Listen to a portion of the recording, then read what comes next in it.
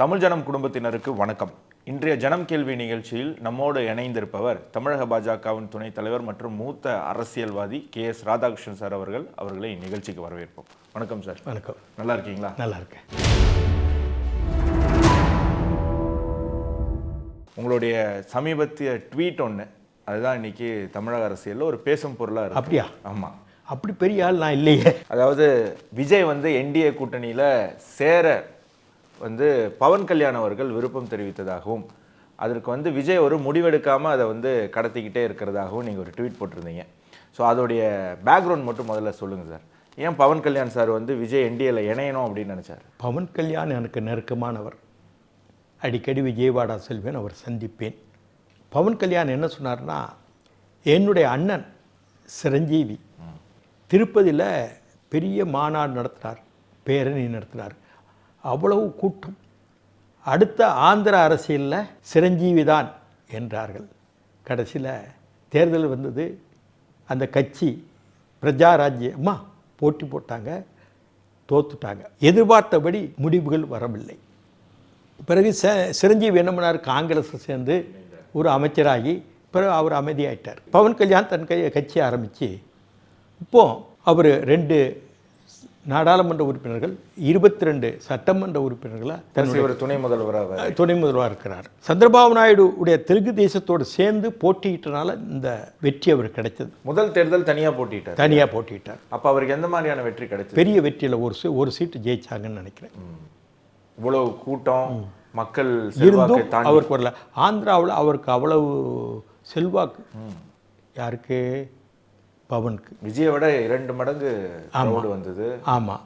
இப்போ அவர் துணை முதல்வராக இருக்கிறாரு. அங்கே தெலுங்கு தேசனி கூட்டணி ஆட்சி நடக்குது.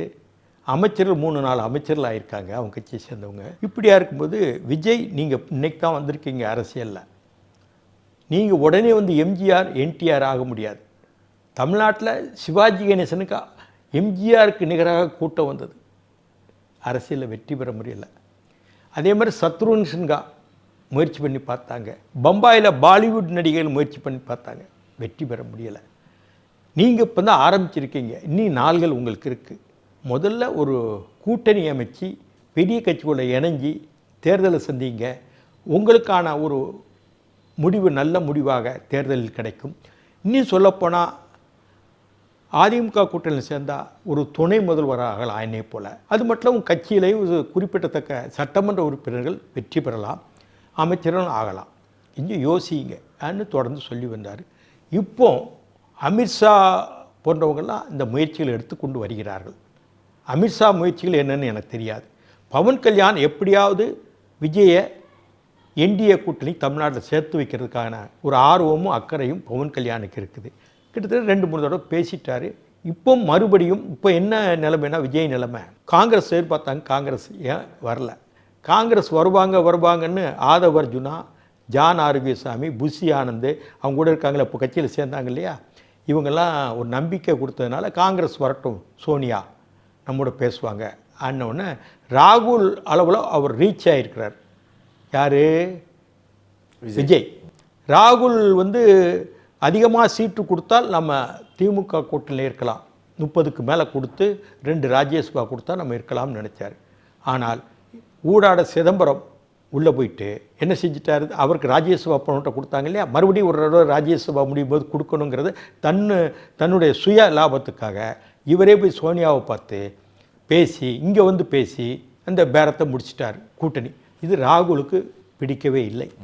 சிதம்பரத்துக்கும் ராகுலுக்கும் பிடிக்காது. அவருடைய பையன் இருக்கார்ல, யார், கார்த்திக் சிதம்பரத்தை சரியாக பிடிக்காது.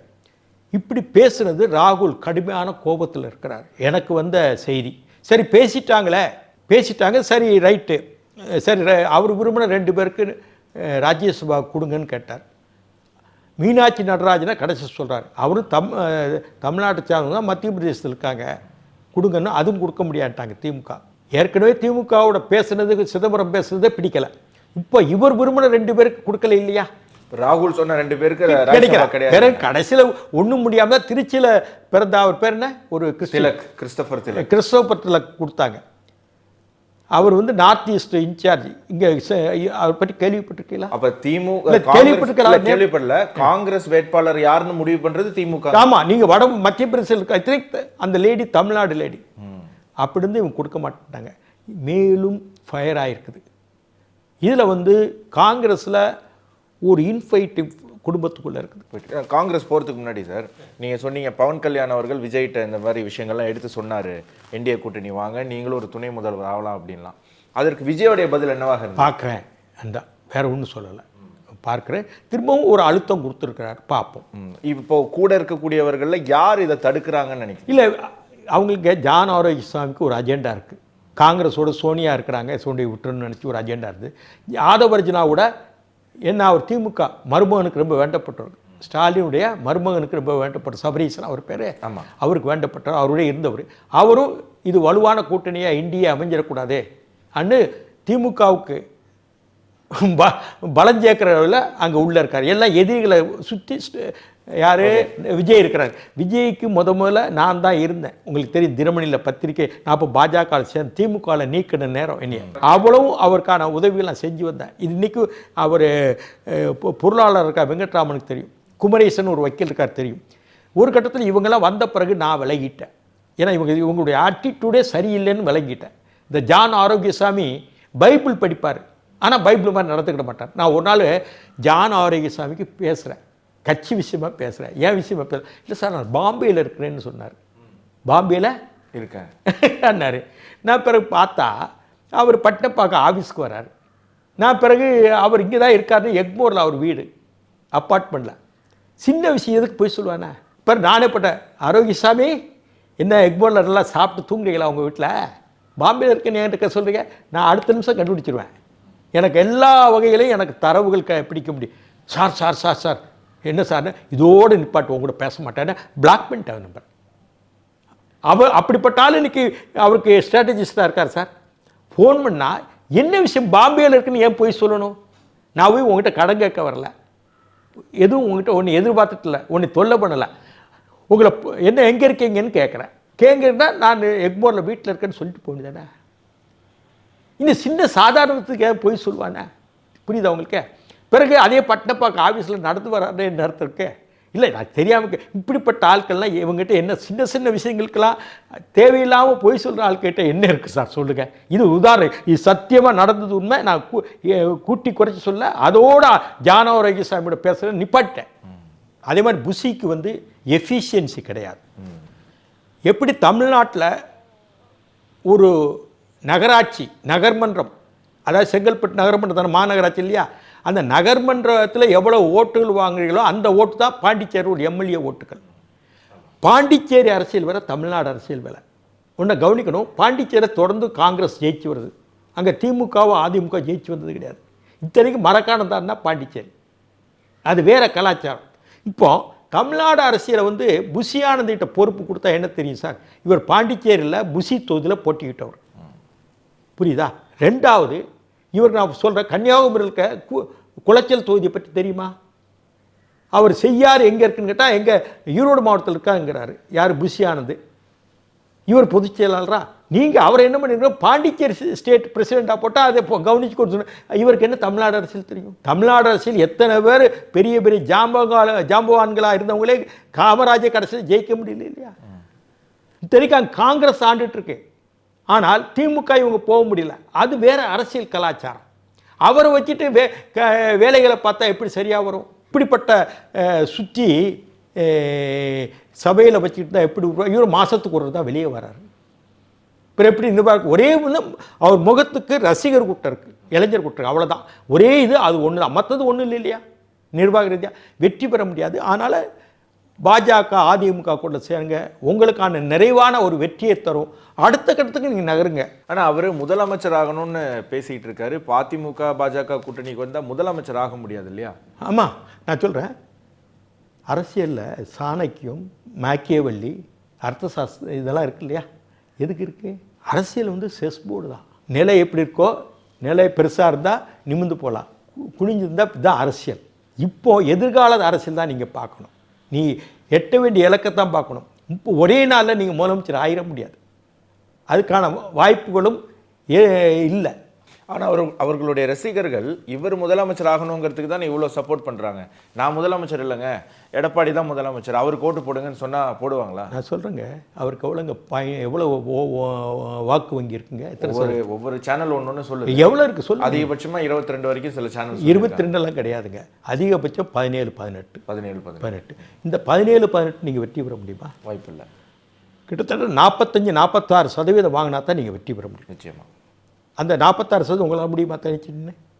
ஆனால் வெற்றி பெற வேண்டிய ஒரு கட்சியை தோற்கடிக்க முடியும் இந்த 17%. அதை வச்சு அதனால் என்ன பயன் இருக்குது உங்களுக்கு? திருப்பி திமுக தான் வரும். திரும்பி தான் வரும். பிறகு என்ன இருக்குது உங்களுக்கு? என்ன பயன் இருக்குது? நீங்கள் அடைய வேண்டிய இலக்குக்கு தானே உங்கள் நோக்கம் இருக்கணும். நான் சொல்கிறது உங்களுக்கு புரியுதா? நீங்கள் அரசியலுக்கு வந்துட்டீங்க. அரசியலுக்கு வந்தாச்சுன்னா முதல்ல ஒவ்வொரு ஸ்டெப்பாக தான் போகணும். காமராஜர் என்ன நகர்மன்ற தலைவராக தான் இருந்தார், ராஜாஜி நகர்மன்ற தலைவராக தான் இருந்தார், ஓமந்தூரார் மாவட்ட தலைவராக தான் இருந்தார், காங்கிரஸ் குமாரசாமி ராஜா சாதாரண நகர்மன்ற தலைவராக தான். இப்படி தானே முதலமைச்சரானாங்க. சரி, இப்போ நீங்கள் 17% விஜய்க்கு வாக்கு சதவீதம் இருக்குது, நீங்கள் 17 to 18 உங்கள் அனுமானத்தில். அப்போது பாஜக கூட்டணிக்கு அவர் வந்தாருன்னா, இந்திய கூட்டணிக்கு அவர் வந்தாருன்னா அது 17 அப்படியே இருக்குமா, இல்லை அதில் சில குறையலாம், 10 வரை குறையலாம். இப்போ நான் என்ன சொல்கிறேன், ஒரு கணக்கு உங்கள்கிட்ட சொல்கிறேன். அந்த அம்மா ஜெயலலிதா காலத்தில் அதிமுக ஓட்டு வங்கி எவ்வளோ, எத்தனை சதம்? 40% வரைக்கும் போச்சு. 38% போடுங்க. இப்போ அந்த 38% 30 எடப்பாடிக்கு போடுங்க, 8% மைனஸ் பண்ணுங்க.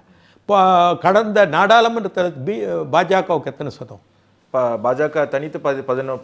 12% அவ்வளோ வேண்டாம், 30% ஒரு 8% போடுங்க, குறைஞ்ச 8 கூடி 38.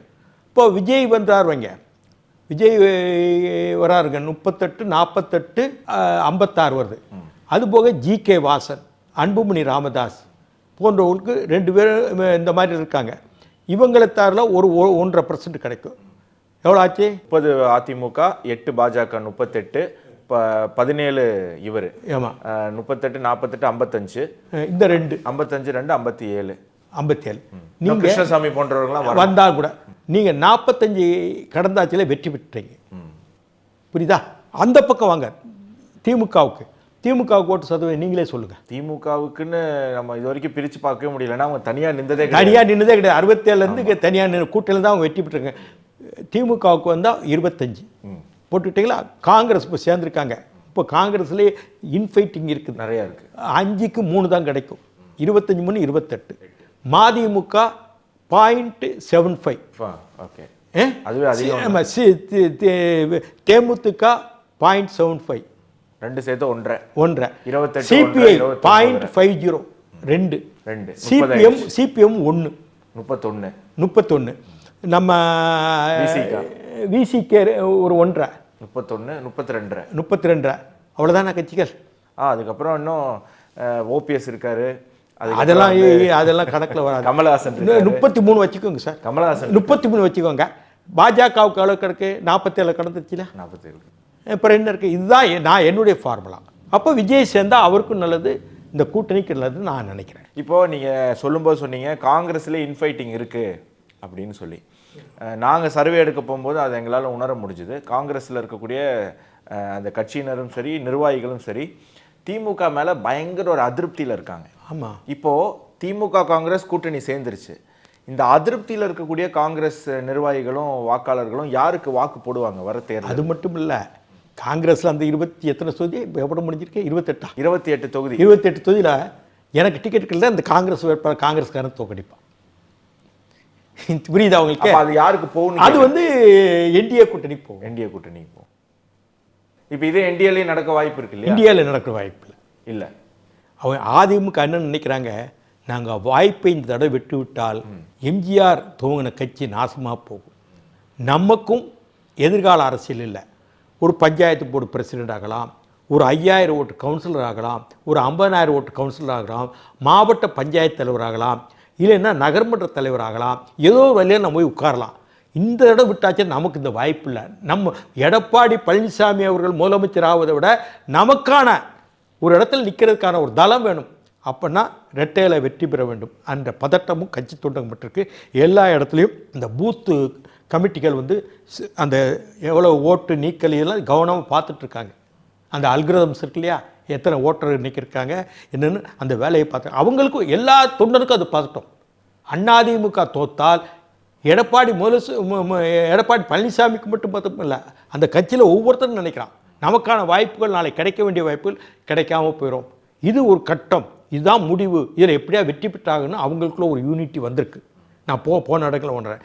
அதே மாதிரி பாஜக இந்த இத்தனை தேர்தலை விட இப்போ அதிகமான சீட்டுகளை வாங்குகிறோம். குறைஞ்சபட்சம் ஒரு இரட்டைப்படை இல்லையாவது நம்ம சீட்டுகளை வெற்றி பெறணும்னு ஒரு எல்லாருக்குமே என்ன இருக்குது. இப்போ நயினார் நாயகர் டூர் போயிட்டு வந்தார் மாநிலத்தில், எல்லா இடத்துலையும் நல்ல கூட்டம் சேர்ந்து, பணம் கொடுக்கல, யாருக்கும் குவார்ட்டர் கொடுக்கல, யாருக்கும் பிரியாணி கொடுக்கல. ஆனால் இயற்கையாக வந்த கூட்டம், கூட்டப்பட்ட கூட்டம் இல்லை. நான் கிட்டத்தட்ட அவரோட 60 நாள் டூர் போனேன். தமிழகம் தலைநிமிர தமிழனின் பயணம்ன்றது இல்லையா, நான் கூடயே எல்லா நாளும் நான் கூடயே இருந்தேன். அந்த அளவு ஆர்வமாக பெட்டிஷன் கொடுத்தாங்க. கிரவுண்டில் பார்த்தேன், இந்த எல்லா மாவட்டத்துக்கும் போயிட்டேன். அதனால் பாஜகவில் ஒரு யூனிட்டி வந்திருக்கு. யூனிட்டி வந்திருக்குன்னா அதை நல்ல விதமாக பயன்படுத்தி அங்கங்கே இருக்க பாஜக தொண்டர்கள் அந்த ஓட்டுகளை சிந்தாமல் கொண்டு வந்து அன்னைக்கு நமக்கு ஆதரவாக பண்ணுறது தான் நீ அடுத்த வேலை. அது பாஜக தொண்டங்கையில் இருக்க. பாஜக தொண்டர் வந்து ஒரு ஆர்எஸ்எஸ் வளர்ப்பு உண்டு, அவங்களுக்குன்னு அடிப்படையிலேருந்து வர்றாங்க. ஒரு சித்தாந்தம், கட்சி நெறிமுறை என்று இந்தியாவில் இருக்கிற கட்சிகள் ரெண்டு தான். ஒன்று பாரதிய ஜனதா கட்சி, அடுத்து 2 கம்யூனிஸ்டுகள். பாரத பிரதமரை 2 முறை தமிழகம் வந்துட்டார், 3வது முறை திருச்சிக்கு இப்போ வர இருக்கார். ஸோ டெல்லி பாஜகவுக்கும் தமிழக தேர்தலில் ஒரு மிகப்பெரிய ஒரு பார்வை திரும்பி இருக்கு. இந்த தடவை எப்படியாவது இந்த திமுக ஆட்சியை அகற்றணும் அப்படின்னு அவங்களும் மும்முரமாக இருக்காங்க. பிரதமரனுடைய வருகை பாஜகவுக்கும் என்டிஏவுக்கும் தமிழகத்தில் எந்த மாதிரியான ஒரு வெற்றி வாய்ப்பு உருவாக்கும்? ரொம்ப மத்தியில் இருக்க தலைமையில் இருக்கிற பாஜக ஒவ்வொரு தொகுதியிலும் பக்கத்து மாநில இருக்க பார்வையாளரும் போட்டாங்க ஒவ்வொரு தொகுதிக்கும். இதுக்கு முன்னாடி நடந்ததில் அப்படி போடலை. பக்கத்து மாநிலம் இருப்பாங்க இல்லையா நிர்வாகிகள், அவங்க ஒரு பல தொகுதிகளுக்கு பார்வையாளராக போட்டிருக்காங்க. ரொம்ப கவனமாக போகணுங்கிறதுல பிரதமரும் உள்துறை அமைச்சர் அமித்ஷாவும் மிகவும் கவனமாக தமிழக அரசியலை கையாண்டு கொண்டிருக்கிறார்கள். அதே மாதிரி மேற்கு வங்கத்திலேயும் அவங்களுடைய பணிகள் வேணும், தேர்தல் நடத்துகிறாங்க. கேரளாவிலையும் ஏற்கனவே சுரேஷ் ஜெயிச்சிட்டாரு. இந்த வட்டம் சட்டமன்றத்துக்கு கொஞ்சம் போகணும், ஆட்கள் போகணும். இப்படிலாம் இருக்குது. பாஜக ஒன்றை சொல்கிறேன், தமிழகத்தில் அந்நிய கட்சி அல்ல. தீபம் சின்ன காலத்திலேயே ஜனசங்க காலத்திலே பாஜக களப்பணி செய்துள்ளது. முதல் பணியாக உங்களுக்கு சொல்கிறேன், சென்னை மாநகராட்சி ஜெயராமன் ஒரு மேயர் இருந்தார். ஜெயராமன் அவர் இறந்துட்டார். அவருடைய மனைவி காமாட்சின்னு பிராமின் கம்யூனிட்டி. உடனே திமுக அந்த பிராமண லேடியை அந்த மேயராக்குறாங்க. ஆனால் மேயரில் என்ன அன்றைக்கி தீர்மானம் பண்ணாங்கன்னா, ரொட்டேஷன் சுழற்சி முறையில் மேயரை போடணும்னு சொன்னாங்க. சுழற்சி முறையில் மேயரை போடணும்னு சொன்னாங்க.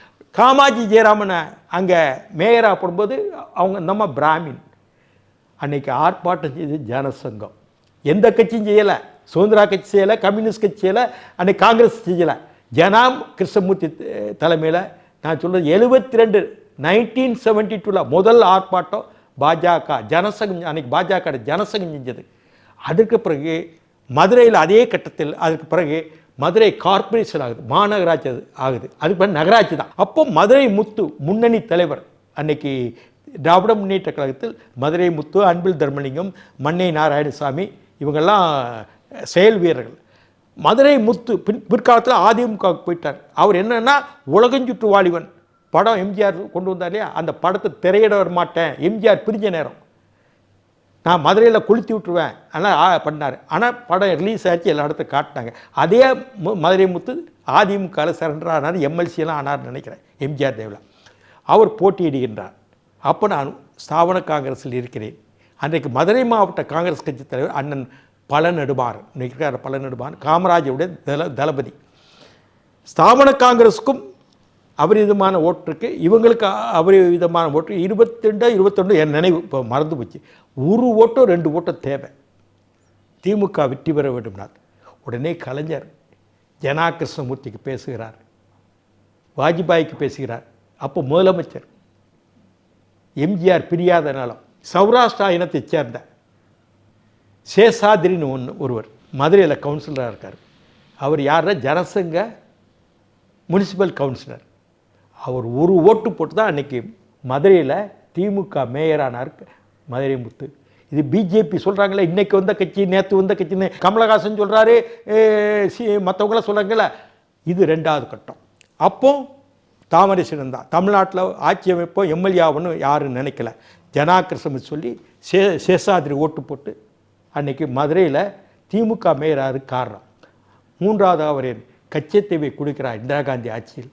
கச்சத்தீவு கொடுக்கும் பொழுது நாடாளுமன்றத்தில் இதை பற்றியான விவாதம் வருகின்றது. இரா செலியன், ஃபார்வர்ட் பிளாக் மூக்கியாத்தை ஒரு தமிழ்நாட்டை சேர்ந்த பலரும் பேசுகிறாங்க. கிட்டத்தட்ட வாஜ்பாய் 1 மணி நேரம் பேசுகிறார். பெர்மிஷன் வாங்கி வாங்கி பேசுகிறார். 45 நிமிஷத்துக்கு மேலே பேசுகிறார். எப்படி நீங்கள் கொடுக்க முடியும் கச்சத்தீவை?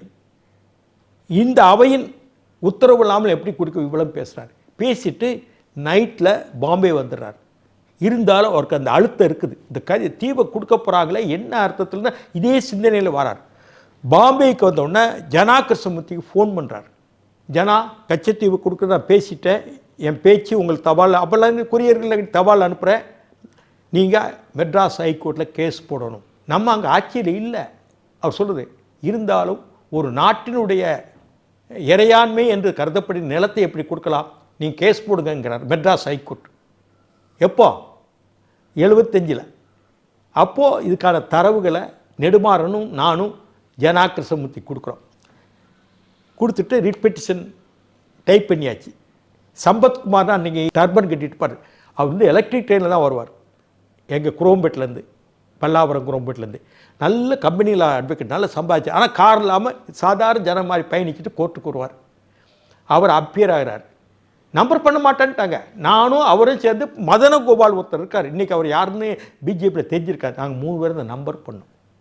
அப்போது பாரதிய ஜனதா கட்சி இங்கே கிடையாது, ஜனசங் தான். தமிழ்நாட்டில் ஆட்சிக்கு வரும்னு வாஜ்பாய் செய்யலை. தமிழ்நாட்டில் ஆட்சிக்கு வரும்னு திமுக வேட்பாளர் மதுரை முத்துக்கு பாஜக ஓட்டு போடல சேஷாதிரி. சென்னை ரிப்பன் பில்டிங்கில் பாஜக மேயர் ஆகும்னு சொல்லி ஆர்ப்பாட்டம் நடத்தலை, ரொட்டேஷன் முறையை மாற்றிட்டேங்கன்னு. இவ்வளவும் பாஜக செஞ்சது. இன்றைக்கி யாராவது இங்கே இருக்க தலைவர்களுக்கு இருக்கா தெரியுமா? இந்த வரலாறை இன்னைக்கு வந்த கோபால்சாமி வைகோங்கிறாலே அவர் புரிஞ்சுக்கணும், கம்யூனிஸ்டுகள் புரிஞ்சுக்கணும். அதே மாதிரி யார் இவர் கமலஹாசன் புரிஞ்சுக்கணும். இந்த அர்பன் நக்சல்ஸ்ன்னு சொல்லிட்டு இருக்காங்க, நான் தான் மை 14 இப்போ 16 18 19ன்னு சொல்லிட்டு இருக்காங்க. இவங்களாம் புரிஞ்சுக்கணும். அன்னைக்கு நீங்களாம் பிறக்கவே இல்லை. இவ்வளவு தமிழ்நாட்டில் பணி செஞ்சுருக்கு. தமிழ்நாட்டில் ஆட்சி அமைக்க முடியாதுன்னு தெரிஞ்சும் இவ்வளோ பணி செஞ்சுருக்கு. இது இன்னைக்கு பாஜக தொண்டர்களுக்கு சொல்கிறேன், பொதுவான ஆள்களுக்கு சொல்கிறேன். இந்த பாஜக யாரால் துவக்கி வைக்கப்பட்டது?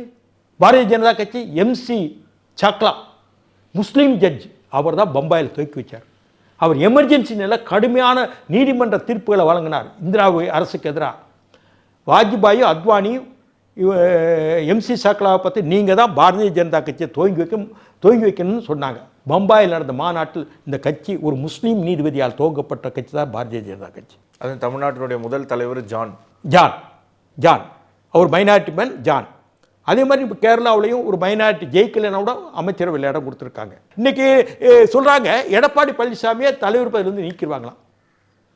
ஏன்னா நிதிஷ்குமாருக்கு அங்கே முதலமைச்சர், நிதிஷ்குமாருக்கு நினைவாற்றல் இல்லை. அவர் ரொம்ப கஷ்டப்படுறார், பலவீனமாயிட்டார். அவர் கிட்டத்தட்ட 10 தடவை முதலமைச்சர் ஆகிட்டார். நாடாளுமன்ற உறுப்பினர், சோசியலிஸ்ட் கட்சியிலேருந்து அவரால் பயணித்தவர். இப்போ அவர் காலத்தில் இருந்து பல பேர் இறந்துட்டாங்க. ராம்விலாஸ் பாஸ்வானா இறந்துட்டாங்க. இப்போ இவர் லல்லு பிரசாத் அவரால் செயல்படவும் முடியலை. இவர் கொஞ்ச நாளாக செயல்பட்டார்.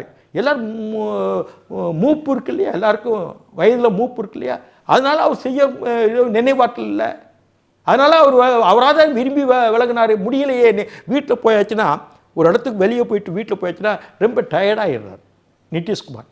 அவராக தான் விலகுறாரு. அவருக்கு கௌரவமாக ஒரு ராஜ்யசபாவுக்கு போகணும் இல்லையா, ஒரே நேரடியாக ஒன்றா உட்கார முடியாது. ராஜ்யசபாவுக்கு அவர் அமித்ஷாவே நேராக போய் தாக்கல் பண்ணார். இல்லை, குற்றம் என்ன சாட்டுறாங்கன்னா, அவர் ரிலீவ் ஆனாலும் அடுத்தது அவர் கட்சியில் இருந்தால் வரணும், ஏன் பாஜகவில் இருந்து வராங்க அப்படிங்கிறது. அவர் கட்சியில் இருந்தால் பாஜக இருந்தவங்க தானே முதலமைச்சர் இருந்தவங்க. அது அவங்களுடைய கட்சி, 2 கட்சியில் உள்ள ஒரு முடிவு தானே.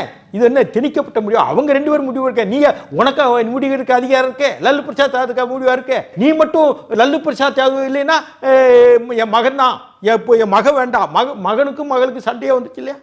இதே லல்லு பிரசாத் யாதவ் செஞ்சது ரைட்டா? அப்போ நான் கேட்குறேன், நீங்கள் இது 1000 நொண்ணி நொறுக்குன்னு பேசுறீங்கல்ல. மகளுக்கும் மகனுக்கும் சண்டே தானே, மிசா பர்திக்கும் அவனுக்கும். அப்புறம் அதில் என்ன நோனி நொறுக்கு பேசுகிறீங்க ஸ்டாலினு? சும்மா முட்டாப்பைங்க, அரசியல ஒன்றும் புரியாதுங்க. நிச்சயமா தனி பெரும் கட்சியுமே பீகார்ல வந்து பாஜக தான் அப்படிங்கிறதும் நம்ம இதுல இருந்து அதில் அவங்க முடிவெடுக்காங்க. இவங்க 1000 பேர் நொன்னா நொறுக்கி பேச என்ன யோகியதை உனக்கு இருக்கே? நீ ஒரு முதலமைச்சர், உன் மகன் வந்து துணை முதலமைச்சர், உன் தங்கச்சி ஒரு ராஜ்யசபா எம்பி, இன்னொரு மாமா மகன் ஒரு எம்பி, முன்னாடி உன்னுடைய அண்ணன் ஒரு மத்திய எம்பி.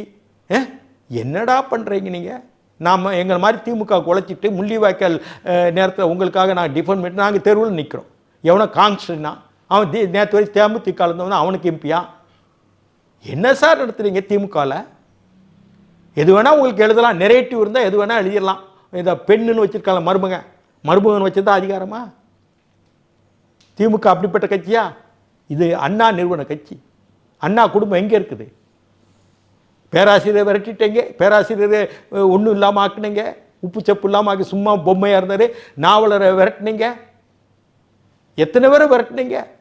எம்ஜிஆரை கடைசியில் உங்களுக்கு உயிர் கொடுத்த எம்ஜிஆரை விரட்டினீங்க. அப்புறம் உங்களுக்கு என்ன யோகியது இருக்கு?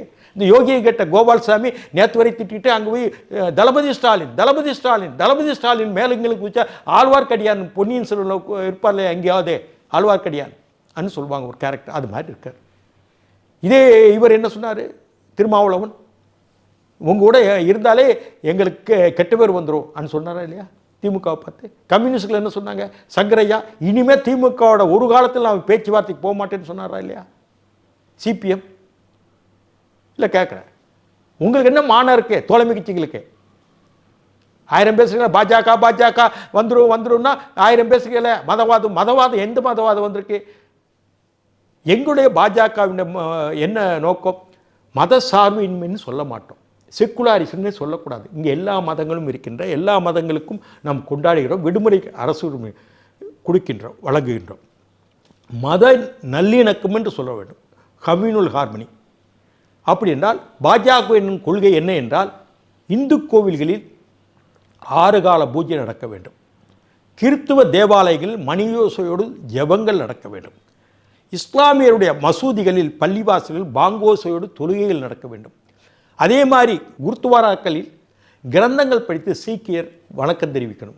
நீ கடவுள் இல்லையா சொல்லும்போது ஏதாவது கூட்டத்தில் பேசிட்டு உங்களை ஏதாவது கட்டுப்பட்டுருக்காங்களா பாஜக? என்னையா சுயமரியாதை? காலில் விழுறது நீ தான் எல்லாமோ, நீங்கள் தான் தெய்வம், இதுதான் சுயமரியாதையா? சுயமரியாதை நேருக்கு நேர், இது தப்புங்க, இது சரிங்க, இது பண்ணுங்க அன்னு ஒரு மரியாதையோட தலைமையோட ஒரு தொடர்பு இருக்குது தான் சுயமரியாதை. நம்ம தாய் தந்தையரை நம்ம கொடுத்துட்டு போனது என்ன? நம்ம சொத்து. 2வது அவங்க வச்ச பேர். எனக்கு KS ராதாகிருஷ்ணன் பேர் வச்சுட்டு போகிறாங்க. இப்போ வடக்க பார்த்தா நேதாஜி போஸை நேதாஜின்னு தான் சொல்கிறோம், அவங்க அப்பா நேதாஜி தான் வச்சாங்க. மகாத்மா காந்தின்னு சொல்கிறோம், வாஜ்பாயின்னு தான் சொல்கிறோம். நியூஸ் காங்கிரஸ்காரங்களே பாருங்கள், நேருன்னு தான் சொல்கிறோம், லால் பகதூர் சாஸ்திரின்னு தான் சொல்கிறோம், ஜீன்னு போட்டுக்கிறோம். இங்கே மட்டும் தாய் தந்தையர் வச்ச பேரை மறந்துட்டேன். நெடுஞ்செழியன்னா நாவலர், அன்பழகன்னா பேராசிரியர், கருணாநிதினா கலைஞர், ஸ்டாலின்னா தளபதி. இது என்ன சார் பம்மாத்து வேலை? உங்கள் தாய் தந்தையர் வச்ச பேரை விழிக்கிறதுக்கு உங்கள் கேவலமா? அப்படின்னா இது என்ன போலியான உலகம் தமிழ்நாட்டில்? பிற மாநிலங்கள் அப்படி தான் சொல்லுது. ஈவன் கர்நாடகத்துக்கு கூட போங்க, எடியூரப்பா சித்தராமையா தான் சொல்கிறாங்க, அங்கே சந்திரபாபு நாயுடு தானே ஆந்திராவில் சொல்கிறாங்க. கேரளத்துக்கு போங்க, அப்படி தான் சொல்கிறாங்க, கருணாகரன் ஏகே ஆண்டுன்னு தான் சொல்கிறாங்க. இங்கே மட்டும் தாய் தந்தையர் பச்ச பேரே வேண்டாம். அப்படின்னா இது போலியான உலகம் தானே. உங்கள் அப்பா முதல்ல உங்களை பார்த்து சேனை வைக்கிறாங்க வாயில், சேனை வச்ச பிறகு ஒரு 2 நாள் கழிச்சு பேர் வைக்கிறாங்க.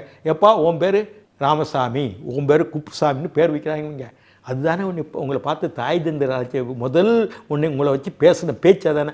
அதை வேண்டான்னா என்ன சார் அர்த்தம்? போலியான நாகரிகம், கலாச்சாரம், பண்பாடு. நரேந்திர மோடிஜின்னு தான் சொல்கிறோம், அமித்ஷாவை அமித்ஷான்னு தான் சொல்கிறோம், நிர்மலா சீதாராமன் தான் சொல்கிறோம். இந்த போலியான எண்ணத்தில் தமிழ்நாடு இருக்குது. இது பாரதி பாட்டு தான் எனக்கு நினைவுக்கு வருது. விதியே தமிழ் சாதியை என்ன செய்யுதுன்னா அந்த பாட்டு தான் நினைவு. நம்ம ஒன்றும் காப்பாற்ற முடியாது.